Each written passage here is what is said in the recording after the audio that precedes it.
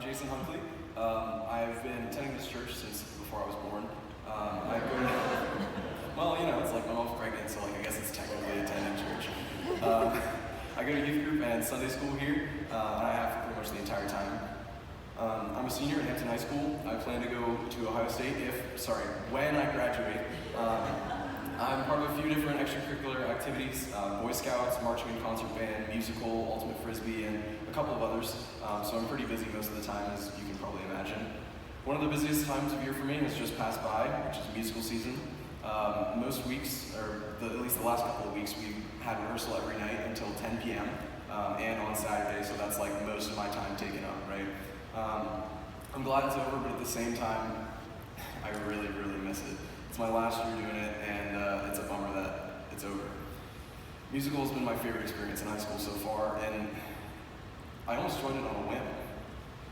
You see, if you would have asked 8th or 9th grade Jason if he would have liked to get up on stage and dance around, sing, generally look like a complete idiot, if he would want to do that in front of a bunch of his peers, he'd look at you like you're crazy. But until my junior year, I had no experience singing or dancing at all. And the best experience I had acting, if you can even call it experience, was performing in a few different school project videos, which is but basically from that, I had the complete idiot part down, but the dancing and singing, not so much. My freshman year of high school, I somehow ended up getting my butt out of my room, stopped watching YouTube for long enough to go see the musical, which was Monty Python's Spamline. I'm not sure how many of you have seen any Monty Python stuff, but it is hilarious. The reason I watch so much YouTube and stuff, and generally just a really funny guy, is because I love comedy. Making people laugh, just laughing myself. I mean, who doesn't love to laugh, right? So, when I saw this musical, I was sucked in. Seeing all these people being able to dance, sing, act, and be good and funny at the same time, that's really impressive. The next year, I eagerly went in to see it opening night. The musical was Big Fish that year. I heard a few things about it from friends. Being a sophomore, I had a few more friends in musicals, so I kind of knew what to expect. But one of the things I heard, which was really strange, was that a freshman had gotten the lead, which is pretty generally unheard of. This guy just jumps in out of nowhere with no musical experience whatsoever, and he just steals the lead. That's crazy. So, whenever I watched this musical, right, I saw some of these friends, and I saw that freshman, and I noticed that they fit in, right? They looked natural, they knew what was going on, and they were just ordinary kids like me. If they could do it, why couldn't I? Well, my brain told me, probably because you have no acting, singing, or dancing experience whatsoever. But who's gonna let that stop them? A few months into my junior year, I finally decided, kind of on a whim pretty much, you know what, maybe I'll look into auditioning a little bit, just see what it's like, see if it's too much trouble or anything like that. So I talked to my friend who was also auditioning for the first time that year, and I asked him about it. I'm like, hey, when's the auditioning meeting or whatever? And he's like, auditioning meeting? That was a while ago. I'm like, a while ago? And he's like, yeah, auditions are next week. I'm like, okay. Turns out I'd already missed a few of the workshops, so I had to teach myself the choreography from some videos that I found online. And it was really tough. It was one of the hardest things I've ever done. The audition went pretty much as I expected it to go, without any experience, right? Poorly. And a week or so later, the list of people who made it was posted on the call board, and my name wasn't on it. But I looked over to the right, at a list my name was on. The callback list. I cannot tell you how that happened. That last second decision to audition was one of the best decisions I've ever made. I stepped outside my comfort zone, and it paid me back 100 times over. The experiences, friends, and memories I've gotten from musical are some of the best I'll ever have, all because I made myself a little uncomfortable. Well, maybe a lot uncomfortable. See, something ironic actually is whenever I was going over some of this stuff, Megan told me that it was strange that I was able to hang out with this group of people, this musical people, and from all the other different school activities that I'm in as well, and still live out my Christian values and morals. And she's like, so what's your secret, And, it's weird because I'm more comfortable standing out and living out my values than I am trying to fit in and disobeying them. So I wasn't even really going outside my comfort zone for that, so it kind of disobeys the general theme here. So as much as I want it to be, this entire message can't be about me, so I kind of have to talk about God. This is the mandatory part here. A little while ago, Scott read an excerpt from the book of Jonah. That's one of the biggest examples of God calling someone outside their comfort zone. But there are many, many others in the Bible. Moses, for instance, when he was first called, he saw himself as an immature nobody. He even questioned God's decision, claiming that his speaking abilities were terrible, that he had no idea what he was doing, right? Look at what he ended up doing. He stood up to one of the most powerful rulers of the time period, took his slaves, the Israelites, and led them on an incredible 40-year journey to the Promised Land. And I'm sure a lot of you probably wanted to tune me out whenever I started talking about Moses. Oh, we've all heard about Moses, It's like, okay, fine, I'll give you that. How about this then? Whenever we say Moses led the Israelites, how many Israelites? One census taken 2 years into the Exodus stated that around 600 or so able-bodied men who were military age were able to fight in a standing army.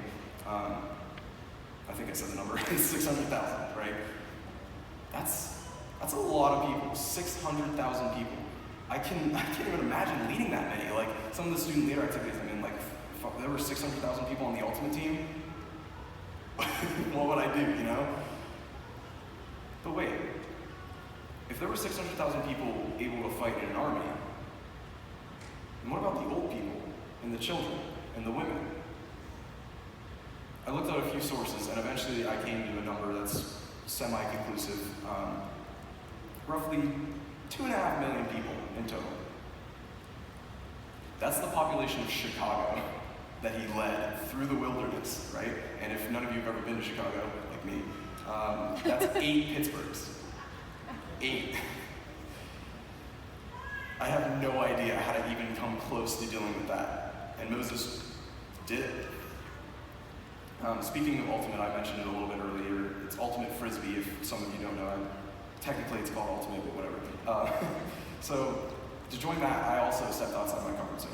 I remember my friend walking out the door one day after hanging out, and he was just like mentioning it in passing pretty much. He was like, I'm gonna try out this ultimate frisbee thing. And I'm like, cool, I haven't played sports since 4th grade. Do you mind if I join you? Now I'm the senior captain, so you saw where that got me. David is another good one, King David. He started out as a random shepherd teenage kid, and at the age of 17, beat Goliath, just casually, I'm 18 and I haven't done anything like that. Then he spent pretty much his college years running away from the law, from country to country, just like, chilling, as you do. He became the king, so that's a pretty big accomplishment. God is really cool. Another one decision that I made was my sophomore year, I switched from trumpet to tuba, which was a lot of stress. It might not sound like it, because it's just like, they're both instruments. Like, what's the difference even? Like, tuba's just a big trumpet. But it did cause a lot of stress, and it was very, very worth it. Now, in a lot of these examples that I gave with David and Jonah and Moses and all of that, you could easily pin off these people as people who just had slow starts, who were waiting for an opportunity to shine. But that doesn't really give someone the credit they deserve. When stepping outside your comfort zone, the best companion you can have is God. Even when you feel like no one can come with you, God is there. His comfort zone is bigger than all of ours combined. When you step outside your comfort zone, you're still in His. Even when you're in over your head, it's barely up to God's ankles. He's just testing the waters. How can you possibly be nervous when you hear something like that? Ironically enough, one of the best parts about stepping outside your comfort zone is that it'll only make it bigger. I've had a few people ask me on separate occasions how I can be so confident all the time. And when I was first asked that, I thought they were being sarcastic, and I just waited for them to bring up the next thing they were going to talk about. But after a few seconds of awkward silence, I realized they were being serious. Me? Confident? How could I possibly be labeled as confident? I am the most insecure, nobody ever, right?